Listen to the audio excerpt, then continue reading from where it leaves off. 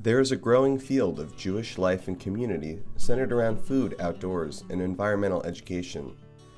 The Leachtag Foundation wanted to support this field, while at the same time creating a program that fulfilled the needs of North County, San Diego. We found 7 young adults from the U.S. and Israel. Together, they are the Jewish Food Justice Fellowship. Get crazy, get wild, let's party, get loud. If you wanna have fun and do something, if you wanna have fun and do something. Get crazy, get wild, let's party, get loud. If you wanna have fun and do something, if you wanna have fun and do something. Walk in the club with no ID. Girls on my jock cause I'm VIP. Your man can't do what I can do. What's your name? I'm Sky Blue. Well, I'm Red Food with the big ass fro. Never wear lenses on my glasses, yo. My first keyboard was a Casio. Ooh, look at that girl on the dancing floor. Well, she looking at us like she wanted to do something freaky in the back with a camera crew. I guess I got time for. The fellows spent most of their time working for non-profit organizations addressing food justice issues in our region. I worked at the North County Food Policy Council and was elected chair a few months ago. I worked at the Hunger Advocacy Network. San Diego Botanic Garden. EcoLife, a local conservation organization. Childhood Obesity Initiative. I helped coordinate Farm to School in San Diego County. Farm Lab, Encinitas Union School District's 10-acre educational farm. Community Housing Works, they have affordable houses to low-income communities. The rest of the time they spend here developing the ranch. I took cuttings and turned them into pomegranates, and it kind of snowballed from there. And at a certain point in December, Mill and Dempsey said, why don't we give you a greenhouse to start doing it on a bigger scale. And so at this point we have about somewhere between 500 and 1,000 different trees. The fig tree is I think the most magical of fruit trees. We started kind of a small worm pile on the floor up in Barn 8, like that big, just a couple handfuls of worms, and we had the office and the hub and the Leachtag office kind of contribute their lunchtime scraps. We scaled that up to kind of this more beautiful wooden worm composting box on a pallet, which was a lot nicer. And so we collected a ton of food scraps that we could on the ranch, for example, using some signage on the trash cans. We're creating this really hot pile that's composting rapidly, and now it's so big that we need to use the tractor to move it around. In partnership with one of the other fellows, Annabelle, I developed the Food Justice Film Series. This was a way to bring together the community, explore issues of food justice, and Forks Over Knives, the Real Food Media Contest, The Garden, and we'll soon be screening Fed Up. One of the things I was kind of in charge of was throwing some of the events for the Leachtag staff and the hub community to kind of understand what we're doing with our farm space. And we're farming under a biodynamic farming kind of model. And so that was something I didn't really know much about before I came here. And both of our events that we threw for the community were really geared towards introducing people to biodynamic farming and getting them acquainted with the space and the land. And it was a nice way to connect with the ranch. So what we're gonna do is we're gonna take this preparation that we just made and we mixed with the air and we created the vortex, imbued it with our kind of intentions and vision, and we're gonna take this to a few different locations on the site. After our visit in Israel, I was really inspired by all the places we have seen, and I really wanted to bring a piece of it back to the ranch. So I developed a biblical garden portfolio suggestion to do here at the ranch. I think that the biblical garden can be a great educational space on the ranch because it connects agriculture and Judaism and food and everything together, that all the stuff that we were working on and bringing them under one umbrella. We saw this one farm called Kaima that was pretty inspirational. It was a group of kind of social workers and teachers. It's soya bean. Soya. Yeah. What is it? Soybean. Who want to create a space for troubled youth from different cities around Israel. And they were using agriculture as a tool to kind of help these people who were really failed in kind of the institutional settings they were in. But the basic things, they are the staff of the farm. They are growing vegetables, they are workers, they get paid, and that's the main reason they come in the beginning.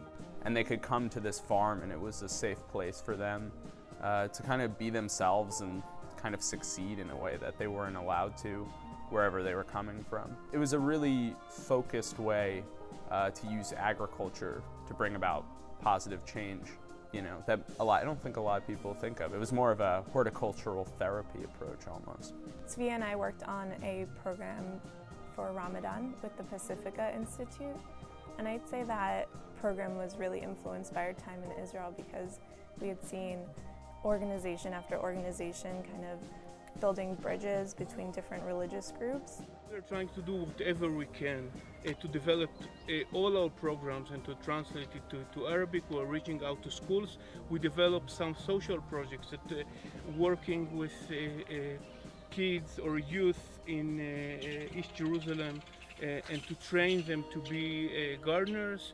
We're working in schools in East Jerusalem. We have coexistent projects that come to the garden, and we think that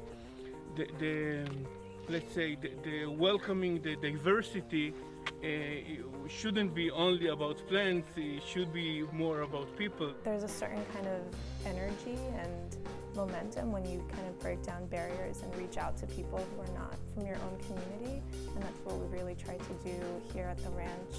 We brought together, I think, around 50 people to celebrate Ramadan and kind of talk about the different Jewish and Muslim aspects that we share in fasting traditions. In Israel, I think the big joy was there was a day that actually it was a day that we visit my house. And this is the dabo. Remember that we ate. Yeah. I once dreamed of this. So even my mother bought the house, she didn't think about it is a risk neighborhood or it is a low-income area. She was thinking about how to be close to her parents, like Ethiopian, like to be in the village, you know. Yeah.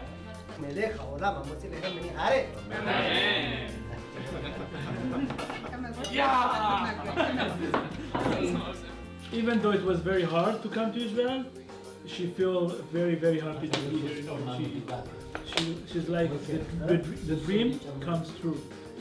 You know, as a young, my mother, she told me that story. As a young, she always learned about Jerusalem. You know, always thinking about Jerusalem, and it was kind of personal dream, but also the community dream to come to Israel. So no matter how much there is challenge, they're still very, very, very happy to be here. And also we visit Chaverim Bateva, Friend by Nature, the organization that I worked for. And then we visit Hineni, another non-profit organization. And so to see them, you know, grow, these two organizations, see them really grow, and also to tell my story to my friend, the fellows, it was exciting and good. My work with the Farm to School Task Force, especially this past summer and fall, I did a lot of work on locating growers in San Diego County, and turns out a lot of the work hadn't yet been done by anyone, and may really help change the food system here, make it more localized, and bring more business opportunities to these growers, and hopefully improve, you know, what we're eating in terms of nutrition. In particular, bringing Robert Egger not only really opened my eyes to a lot of different concepts about nonprofit management and food systems, but it also really drastically changed the course of my career as it facilitated a lot of partnerships, and I've since been working pretty closely with Robert Egger. And I saw firsthand that in order to have a successful farming or gardening program, you have to base it entirely on the needs and assets of the community. So, for example, the communities in Nepal, instead of having one garden in a central village, they had a lot of different satellite gardens in different villages because the lifestyle there is such that you're walking a few miles to get your water every day and you don't have time to walk to another village just to check out a cool farm. So kind of before doing any gardening project, scoping out what the community is like and what their needs are is just as important as how your plants grow. You know, we were kind of the pioneer group.